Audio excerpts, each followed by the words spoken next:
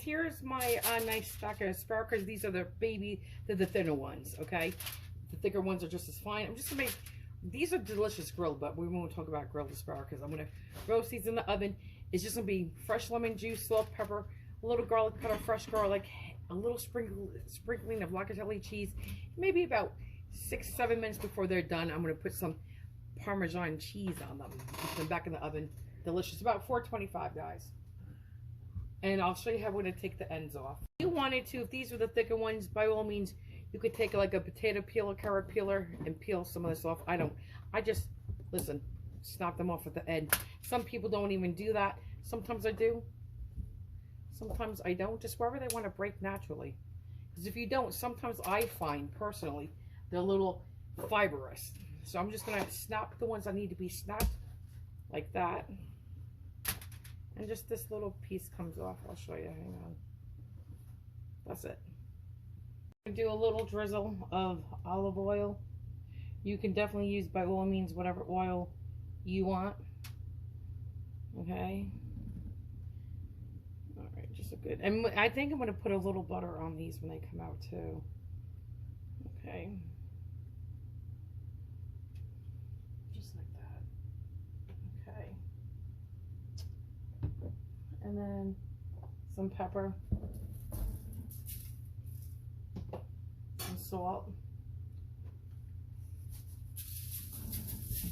Okay, some garlic powder. Not too much because I don't want it to burn on this foil. Some fresh garlic minced. Now, I like a lot of garlic, guys. You should know that by now. You use as much or as little as you want. You know your palate. Okay. Put that in the sink. I'm going to squeeze a little fresh lemon juice. Try to make sure I get no pits in it. Hang on, just taking the pits off. Okay.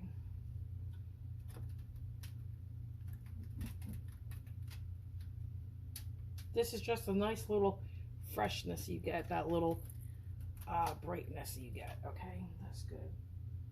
And then a little locatelli cheese for now, and then later when they come out, we'll make it Parm.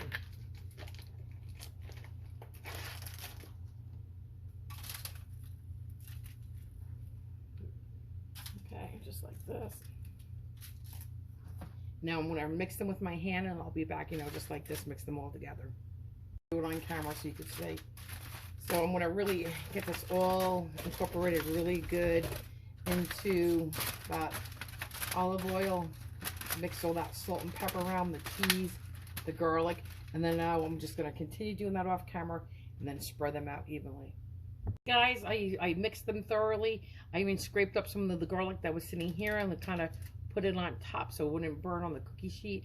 But I will cook this for about, let's say, 15 to 22-ish minutes, 14 minutes. It depends on your taste buds, guys. These are smaller, so maybe less time I have to taste them.